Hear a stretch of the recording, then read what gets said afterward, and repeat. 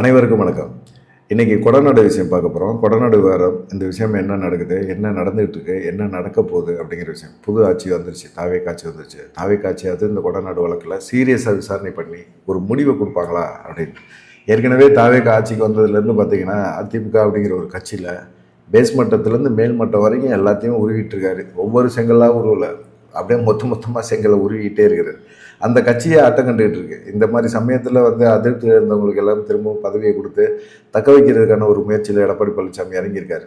இப்போது கொடநாடு சம்பந்தமான வழக்குகளை தூசி தட்ட ஆரம்பிக்க போகிறாங்க தாவேக்கா அரசு அப்படிங்கிற ஒரு செய்தி இருக்குது. தாவேக்கா அரசு இப்படி ஒரு தூசி தட்டினாங்க அப்படின்னா அதிமுக ஒட்டுமொத்தமாக எடப்பாடி பழனிசாமி கையை விட்டு போயிடும் அப்படிங்கிற ஒரு எண்ணமும் இருக்குது. பார்க்கலாம் என்ன நடக்குது அப்படிங்கிறத பற்றி பார்ப்போம். ஜெயலலிதாவுக்கு ரொம்ப நெருக்கமான ஒரு விஷயம் ரொம்ப மனசுக்கு திருப்தியானது. ரொம்ப குழப்பமாகவும் மனநிலை பாதிக்கப்பட்டிருந்தாலும் அவங்க கொடநாடு எஸ்டேட் சைடு போயிடுவாங்க. அங்கே போயிட்டு ரிலாக்ஸ் பண்ணிவிட்டு ரொம்ப அதே போல் முக்கியமான முடிவு எடுக்கிறோம்னா கொடநாட்டில் உட்காந்து தான் டிஸ்கஸ் பண்ணி சசிகலாவோட உட்காந்து ஆலோசனை பண்ணி முக்கியமான அதிகாரிகள்லாம் வர சொல்லி ரொம்ப டிஸ்கஸ் பண்ணி அதுக்கப்புறமா தான் அந்த முடிவுகளை எடுப்பாங்க. ரொம்ப ரிலாக்ஸாக தான் முடிவுகளை எடுப்பாங்க. ரொம்ப அது 2017 ஏப்ரல் 23 கொடநாடு எஸ்டேட் பங்களாவில் ஒரு சம்பவம் நடக்குது. அந்த சம்பவம் எல்லாத்துக்குமே தெரியும். அதில் குறிப்பாக பார்த்திங்கன்னா அங்கே இருந்த காவலாளி ஒருத்தர் கொலை செய்யப்படுறாரு. கொள்ளை சம்பவம் நடந்திருக்கு. இது சாதாரண கொள்ளையாக மிகப்பெரிய அளவில் அங்கே என்ன இருந்துச்சுன்னு தெரியும். ஏன்னா ஜெயலலிதா பங்களா கண்டிப்பாக அவங்களுடைய நகை நட்டு சொத்து பத்திரங்கள் முன்னாள் அமைச்சர்கள்ட்ட எழுதி வாங்கின பத்திரங்கள்ல எல்லாமே அங்கே தான் இருந்துச்சு அப்படிங்கிற ஒரு தகவல் இருந்தது. அதை தூக்குறதுக்காக அப்போ முதலமைச்சர் அந்த எடப்பாடி பழனிசாமி ஆள் அனுப்பியிருக்காரு, சம்பவம் நடத்திட்டாரு, சம்பவம் பண்ணிட்டாரு அப்படின்னு சொல்லி அங்கே நடந்த கொலை சம்பவத்துக்கும் எடப்பாடி பழனிசாமிக்கு ஒரு லிங்க் போட்டிருந்தாங்க. காரணம் எல்லாத்துக்கும் தெரிஞ்ச விஷயந்தான். ஏன்னு கேட்டிங்கன்னா அங்கே இருந்த சிசிடிவி கேமரா 24 ஹவர்ஸும் ஒர்க் ஆகும். அதே போல் எப்பயுமே அந்த கொடநாடு பங்களாவில் கரண்ட்டு கட்டு அப்படிங்கிற ஒரு விஷயமே நடக்காது. அப்படிப்பட்ட இடத்துல அன்றைக்கி சிசிடிவி கேமரா ஒர்க் ஆகலை. ரெண்டாவது பார்த்திங்கன்னா கரண்ட்டு கட் ஆகிருக்குது. இது மாதிரி சம்பவங்கள் ஜெயலலிதா உயிரோடு இருந்தப்போ நடக்கலை, சசிகலா இருந்தப்போயும் நடக்கலை. சசிகலா ஜெயிலுக்கு போன பிறகு தான் அந்த விஷயமே நடந்துச்சு. எடப்பாடி பழனிசாமி திட்டம் போட்டு தான் இந்த சம்பவத்தை பண்ணியிருக்கிறார் அப்படிங்கிற குற்றச்சாட்டு வலுவாக இருந்தது. திமுக கூட தேர்தல் அறிக்கையில் சொன்ன ஒரு விஷயம் என்னன்னு கேட்டிங்கன்னா, நாங்கள் வந்தோம்னா 3 மாதத்தில் கொடநாடு கொலை சம்பவத்தில் உண்மையான குற்றவாளி யார் அப்படிங்கிறத நாங்கள் கண்டுபிடிச்சிக்குவோம். 3 மாதம் எங்களுக்கு டைம் கொடுங்க, கண்டிப்பாக இதுக்கான இது. அப்போ அதிமுகவில் இருந்தவங்க எல்லாருமே அது குறிப்பாக டெல்டா தென் மாவட்டங்களில் இருக்கவங்களுக்கு எடப்பாடி பழனிசாமி சுத்தமாக பிடிக்கல. அவங்க எல்லாருமே நினச்சது என்னென்னா கொடநாடு கொலை சம்பவத்தை உண்மையான அம்மாவோட வீடு, அந்த வீட்டில் நடந்த சம்பவத்தை வெளிக்கொணர்றேன்னு சொல்கிறாரு. திரும்பவும் எடப்பாடி பழனிசாமி ஆட்சிக்கு வந்தாருன்னா அதை அப்படியே அமைக்கிடுவார். ஏன்னா அவர் ஆட்சி கால இடத்துல எடப்பாடி பழனிசாமிக்கும் அதுக்கும் சம்மந்தம் இல்லாத மாதிரி தான் கொண்டு போனாங்க. ஏன்னா குற்றவாளின்னு சொல்லக்கூடிய கனகராஜோட தம்பி தனபால் கூட, அண்ணன் தனபால் கூட அவர் செய்தியாளர் சந்திப்புல இந்த சம்பவம் எடப்பாடி பழனிசாமி சொல்லி தான் செஞ்சான் என் தம்பி அப்படின்னு சொல்லி குற்றச்சாட்டை எடப்பாடி பழனிசாமிக்கு எதிராக சொன்னார். இதெல்லாம் பார்க்கும்போது எடப்பாடி பழனிசாமிக்கும் அதுக்கும் சம்மந்தமாக இருக்குமோ? ஏன்னா அவர் முதலமைச்சராக இருந்தார் எடப்பாடி பழனிசாமி. ஜெயலலிதாவோட வீடு பங்களா, அந்த பங்களாவில் ஒரு கொலை சம்பவம் நடந்திருக்குன்னா அதுக்கும் இதுக்கும் சம்மந்தம் இல்லாத மாதிரியே அவர் நடந்துக்கிட்டார். அவர் நடவடிக்கை மேலேயும் அதிமுக தொண்டர்களுக்கு அதிருப்தி இருந்தது. அதே சமயத்தில் தேர்தல் அறிக்கையில் திமுக கொடநாடு கொலையில் உண்மையான குற்றவாளியை நாங்கள் கண்டுபிடிப்போம் அப்படின்னு ஒரு தகவலை சொன்னோன்னே திமுக காரங்களும் சரி அதிமுக காரங்களும் சரி நிறைய பேர் திமுக கொண்டு வரணும், ஏன்னா உண்மையான குற்றவாளியை கண்டுபிடிக்கிறேன்னு சொல்கிறாங்க. எங்களுக்கு எடப்பாடி பழனிசாமி மேலே டவுட் இருக்குது அப்படின்னு அதிமுக தொண்டர்களை யோசிக்க ஆரம்பித்தாங்க. அப்படிப்பட்ட சமயத்தில் தான் திமுக இது மாதிரி ஒரு தேர்தல் அறிக்கை கொடுத்தோன்னே ஸ்டாலினை நம்பலாம் அப்படின்னு சொல்லி ஓட்டு போட்டாங்க. ஸ்டாலின் திமுக அரசு ஆட்சி அமைக்கிறதுக்கு அது மிக முக்கியமான ஒரு விஷயமா இருந்தது. இந்த விஷயம் அப்படியே திமுக அரசு ஆரம்பத்தில் கொஞ்சம் வேகம் கட்டிட்டு அப்படியே எடப்பாடி பழனிசாமியோட ஒரு டையப்பு போட்டாங்க. டையப்பு போட்டுட்டு அதில் நடவடிக்கை எடுக்கவே இல்லை. அவங்க ஆட்சி 5 வருஷம் இருந்தது. 3 மாதத்தில் நாங்கள் உண்மையான குற்றவாளியை கண்டுபிடிப்போம்னு சொன்ன அவங்க 5 ஆண்டுகள்லாம் அவங்க கண்டுபிடிக்கவே முடியல. இந்த விசாரணை போயிட்டே இருக்குது அப்படின்னு சொல்லிக்கிட்டே இருந்தாங்க. ஆனால் பார்த்திங்கன்னா கிட்டத்தட்ட புலன் விசாரணையெல்லாம் நடந்துச்சு. சிபிசிஐடிக்கெல்லாம் விசாரணை போச்சு. அரசு தரப்பு வாதங்கள்லாம் நீதிமன்றத்தில் வச்சாங்க. ஒன்றுமே நடக்கலை. அதே போல் சென்னை உயர்நீதிமன்றத்தில் 2 சிறப்பு வழக்கறிஞர்கள் நியமனம் பண்ணாங்க. அப்புறமா இப்போ இதோட சேர்த்து பார்த்திங்கன்னா கிட்டத்தட்ட 5 நீதிபதிகள் மாறி இருக்காங்க. இந்த வழக்கை விசாரித்த நீதிபதிகள் 5 பேர் மாறி இருக்காங்க. இப்போ தாவேக்கா அரசு வந்துருச்சு. தாவேக்கா அரசு இந்த கொடநாடு கொலை சம்பவத்தில் என்ன பண்ண போகுது? ஏன்னா கண்டிப்பாக இது மத்திய அரசோட இணக்கமான ஒரு போக்கை கடைப்பிடிச்சா மட்டும்தான் இதுக்கு வந்து ஒரு தீர்வு கிடைக்கும் அப்படிங்கிறாங்க. ஏன்னா ட்ராய் அமைப்பு செல்போன் உரையாடல்கள் வந்து மத்திய அரசு மூலமாக தான் அது வந்து பெற முடியும் அப்படிங்கிறதுனால மத்திய அரசோட இணக்கமான போக்கு இருக்கும். திமுக வந்து இணக்கம் கிடையாது அப்படிங்கிறனால திமுகவோட மத்திய அரசு ஒத்துழைக்கல. ஆனால் இப்போ இருக்க முதலமைச்சர் விஜய் மத்திய அரசோட இணக்கமான போக்கை கடைப்பிடிக்கிறார். அதனால வந்து கண்டிப்பாக விஜய் கேட்டார் அப்படின்னா கண்டிப்பாக இந்த ட்ராய் மூலமாக செல்போன் உரையாடல்களை வந்து கொண்டு வந்துட முடியும் அப்படிங்கிற மாதிரி சொல்கிறாங்க. ஆனால் இப்போது திமுக அரசு நியமித்த 2 சிறப்பு வழக்கறிஞர்கள் ஷாஜகான், கனகராஜ் 2 பேர் ராஜினாமா பண்ணியிருக்காங்க.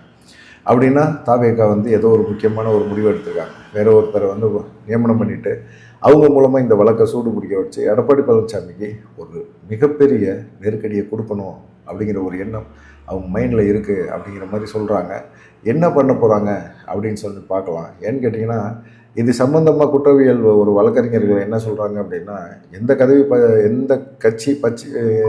எந்த கட்சியாவது பதவிக்கு வந்துச்சு அப்படின்னா அரசு வழக்கறிஞர்களாக நியமிக்கிறது அவங்களுடைய எழுதப்படாத இது திமுக வழக்கறிஞர்களாக இருந்த கனகராஜும் சரி ஷாஜகானும் சரி அவங்க வந்து இப்போ வழக்கறிஞர் பதவியை ராஜினாமா பண்ணிட்டாங்க. இப்போ தாவேகா அரசு வந்துச்சு. தாவேகா வந்து அவங்க வந்து ஒரு வழக்கறிஞர்களை நியமனம் பண்ணுவாங்க அப்படின்னு சொல்கிறாங்க. அதே போல் இந்த கொடநாடுத்தை எப்படி வந்து தாவேகா அரசு கையாள போகுது அப்படிங்கிற ஒரு விஷயமும் இருக்குது. ஏன்னா காங்கிரஸ் கட்சியை சேர்ந்த நிறைய பேர் வழக்கறிஞர்கள் வந்து இப்போது தாவேகாவுக்கு வந்து ஆதரவு கொடுத்துருக்குறாங்க. அதனால் காங்கிரஸ் வழக்கறிஞர்கள் அதிகமாக இருக்காங்க எல்லா மாவட்டத்துலேயும். அவங்க எல்லாருமே கேட்குறது என்னென்னா எங்களுக்கு அரசு வழக்கறிஞர்களாக பதவி கொடுங்க, கூட்டணி ஆட்சி தானே அப்படின்னு சொல்கிறாங்க. எல்லாத்துக்கும் முக்கியத்துவம் கொடுத்துட்டோம் அப்படின்னோம்னா தாவேகா வழக்கறிஞர்களுக்கு என்ன பண்ணுறது? தாவேகா இப்போ தான் புதுசாக வந்துருக்கு. வழக்கறிஞர்கள் டீம் எல்லாருமே புதுசாக இருக்கிறாங்க. அவங்க வந்து பெருசாக அனுபவம் இருக்கா இல்லையா அப்படிங்கிறதெல்லாம் பார்த்துட்டு தான் அந்த பொறுப்பை போட முடியும் அப்படிங்கிற மாதிரி ஒரு எண்ணத்தில் அவங்களும் இருக்கிறாங்க. காங்கிரஸும் நடுவில் பூந்து அவங்களும் எங்களுக்கு தான் கொடுக்கணும், நாங்கள் தான் சீனியர் வழக்கறிஞர்கள் அந்தந்த மாவட்டத்தில் அப்படின்னு சொல்லி அவங்களுமே வந்து ஒரு போராட்டத்தை பண்ணிகிட்டு இருக்காங்க. இப்போ எடப்பாடி பழனிசாமிக்கு எதிரான ஒரு ஆதாரம் கையில் கிடைக்கணும்னா இதுபோல் முக்கியமாக அனுபவம் வாய்ந்த ஒரு வழக்கறிஞர்களை வந்து நியமனம் பண்ணுறது மிக முக்கியம் அப்படிங்கிறதே சொல்லிகிட்டு இருக்காங்க. ஏன்னா இது வரைக்குமே பார்த்தீங்கன்னா இப்போ ஊட்டியில் இருக்க தாவேகா வழக்கறிஞர்கள்லாம் சொல்கிறது இந்த கொடநாடு சம்பவத்துக்கு முக்கிய புள்ளியே எடப்பாடி பழனிசாமி தான் அப்படின்னு சொல்லி தாவேகா இப்போ வழக்கறிஞர்கள் எல்லாமே இப்போ அந்த மாதிரி பேச ஆரம்பிச்சிட்டாங்க. ஆனால் அப்போ இருந்த அதிமுக ஆட்சி காலத்தில் தான் கொடநாடு கொலை சம்பவம் நடந்திருக்குது. அப்படிப்பட்ட சமயத்தில் வந்து எடப்பாடி பழனிசாமி அந்த முக்கியமான ஆதாரங்களை எல்லாத்தையுமே அழைச்சார். அந்த குற்ற சம்பவங்களில் ஈடுபட்ட முக்கியமான நபர்களும் மர்மமான முறையில் இறந்து போனாங்க. ஆனால் உயிர் தப்பிய சிலர் வந்து அவங்கெல்லாம் வந்து ஷாஜன் இந்த மாதிரி நபர்கள் எல்லாமே சொல்கிறது எடப்பாடி பழனிசாமி சொல்லி தான் நாங்கள் இந்த சம்பவத்தை பண்ணோம் அப்படின்னு சொல்லியிருக்காங்க. ஆனால் எடப்பாடி பழனிசாமி ஆட்சி காலத்தில் வந்து அது ஓரளவுக்கு இந்த கேஸ் வந்து முடிய போகிற டைமாக இருந்தது. ஆனால் திமுக அரசு ஆட்சிக்கு வந்துருச்சு. திமுக அரசு ஆட்சிக்கு வந்ததுக்கு கொடநாடு விஷயம் ஒரு காரணம். ஆனால் கொடநாடு விஷயத்தில் நான் உண்மையான குற்றவாளியை கண்டுபிடிப்பேன்னு சொன்ன ஸ்டாலின் அதுக்கப்புறமா அதை பெருசாக கண்டுக்கவில்லை. வந்தோன்னே அப்படியே மக்களை வந்து இது பண்ணார். ஆனால் அவர் சொன்னது என்னன்னு கேட்டிங்கன்னா மத்திய அரசோட இணக்கமாக இல்லை, அதனால் இந்த செல்போன் உரையாடல்கள் வந்து எங்களால் வாங்க முடியல, மத்திய அரசு தான் வேணும்னே பண்ணுது அப்படிங்கிற மாதிரி சொல்கிறார். என்னன்னு கேட்டிங்கன்னா சேலத்தில் கோத்தகிரியில் கொடநாடு பகுதியில் நடந்த இந்த செல்போன் உரையாடல் இருக்குல்ல, இது வந்து ட்ராய் மூலம் அந்த செல்போன் உரையாடல்களை வாங்கணும். ஆனால் குஜராத்லேருந்து அதை பெற முடியல. ஏன்னா அவங்க மத்திய அரசோட இணக்கமான போக்கு இல்லை. மத்திய அரசு வந்து அவங்க சொல்கிறது தான் நடக்குது. திமுக அரசு இணக்கமான போக்கை கடைப்பிடிக்காதனால அவங்க பெருசாக கண்டுக்கலை. அதனால் ஸ்டாலின் வந்து இந்த மாதிரி இதை அறிவித்த பிறகு கூட அவரால் அதை கொடநாடு விஷயத்தில் வந்து பெருசாக நடவடிக்கை எடுக்க முடியாத ஒரு சூழ்நிலை ஏற்பட்டு போச்சு. அப்புறமா எடப்பாடி பழனிசாமி ஆட்சி முடியும் போது இருந்த சிபிசிஐடி அதிகாரிகள் வந்து நிறைய பேரை மாற்றினாங்க. இப்போ திமுக அரசில் இருந்த சிபிசிஐடி அதிகாரிகளையும் மாற்ற போகிறாங்க. தாவேக அரசு ஆட்சிக்கு வந்துச்சுல, அதனால் அவங்களும் மாற்றுறதுக்கான வாய்ப்புகள் இருக்குது அப்படிங்கிற மாதிரி சொன்னாங்க. ஆனால் இது போல் இப்போது இந்த கொடநாடு விஷயத்தில் வந்து குற்றவாளிகளுக்கு வாதாடக்கூடிய வழக்கறிஞர்கள் இருக்காங்களே, அவங்க எல்லாமே எடப்பாடி பழனிசாமி மேலே தான் குற்றச்சாட்டே வைக்கிறாங்க. ஆனால் அவங்க எல்லாருமே என்னன்னு கேட்டிங்கன்னா இதுக்கு முன்னாடி இருந்த அதிமுக ஆட்சி காலத்தில் இருந்த அரசு போல், திமுக ஆட்சியில் இருந்த அரசு போல் இந்த வழக்கில் எந்த உள்நோக்கமும் இல்லாமல் உண்மையான குற்றவாளிகளை தாவேக அரசு நடவடிக்கை எடுக்கும், அவங்க மேலே நடவடிக்கை எடுக்கும் அப்படின்னு சொல்லி அவங்க இந்த வழக்கு சம்மந்தமாக குற்றவாளிகளுக்கு ஆஜரான வழக்கறிஞர்கள் வந்து சொல்ல ஆரம்பிச்சிருக்காங்க. இதெல்லாம் பார்க்கும்போது திமுக அரசும் சரி அதிமுக அரசும் சரி ஒன் சைடாக வேலை பார்த்துருக்காங்க. அதுவும் குறிப்பாக ஸ்டாலின் வந்து எடப்பாடி பழனிசாமிக்கு ஆதரவாக செயல்பட்டிருக்கார் அப்படிங்கிற குற்றச்சாட்டையுமே அவங்க தாவேகா தரப்பில் வந்து வச்சுருக்கிறாங்க. இதனால தான் வந்து ஸ்டாலினும் தோற்று போயினார். திமுக அரசு தோற்று போனதுக்கு மிக முக்கியமான காரணம் அவர் மக்களை வந்து ஏமாற்ற நினைச்சாரு. இந்த கொடநாடு விஷயத்தில் அதிமுக தொண்டர்களையும் ஏமாத்தினாரு அப்படிங்கிறது தான். அதிமுக தொண்டர்கள் நிறைய பேர் தாவேகாவுக்கு ஏன் ஓட்டு போட்டாங்க, திமுக கூட ஓட்டு போட்டிருப்பாங்க, ஏன் தாவேகாவுக்கு ஓட்டு போட்டாங்க அப்படின்னா இந்த ஒரு காரணம் தான் அப்படின்னு சொல்லிட்டு அதிமுகவிலே சொல்கிறாங்க. திமுக காரங்களும் இதை சொல்ல ஆரம்பிச்சிருக்கிறாங்க. அதே போல் வந்து இப்போ 2 பேருமே டிபிசிஐடியிலேருந்து கூடுதல் காவல் கண்காணிப்பார்கள் முருகவேல் அவர் வந்து என்ன சொல்கிறாரு அப்படின்னா, முருகவேல் அப்படிங்கிறவர் என்ன சொல்கிறாரு அப்படின்னா, அரசு தரப்பு வழக்கறிஞர்களை ராஜினாமா பண்ணிட்டாங்க. இதை வந்து நாங்கள் மேலதிகாரிகள் கவனத்துக்கு கொண்டு போயிருக்கோம். ஆனால் அவங்க வந்து இப்போ புதுசாக ஆட்களை வந்து நியமனம் பண்ணுவாங்க. அது வரைக்குமே வந்து தற்காலிகமாக அரசு வழக்கறிஞர்கள் சிலர் வந்து ஆஜராகிட்டுருக்காங்க. இந்த கொடநாடு விஷயம் கிட்டத்தட்ட ஒரு முடிவுக்கு வரும் தாவேகாட்சியில் அப்படின்னு சொல்லி ஒரு எதிர்பார்ப்போடு இருக்கிறாங்க. இந்த விஷயத்தில் உண்மையில் விஜய் ஒரு முக்கியமான ஒரு நடவடிக்கை எடுத்தார்.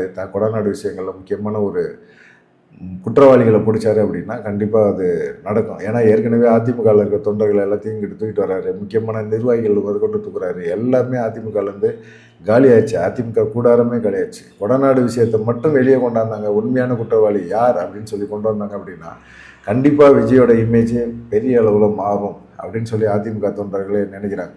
கிட்டத்தட்ட 9 வருஷமாக இதுக்கு என்னையா முடிவு, யார் தான்யா குற்றவாளி அப்படின்னு தெரியாமல் முழிச்சிட்டு இருக்க அதிமுக தொண்டர்களும் விஜய் இந்த விஷயத்தில் கவனம் செலுத்தி எடுத்தார் அப்படின்னா கண்டிப்பாக மிகப்பெரிய அளவில் விஜய்க்கு மாஸ் ஆகும் அப்படின்னு சொல்கிறாங்க. உங்களுடைய கருத்து என்ன அப்படிங்கிறதையும் மறக்காமல் கமெண்ட் பண்ணுங்கள்.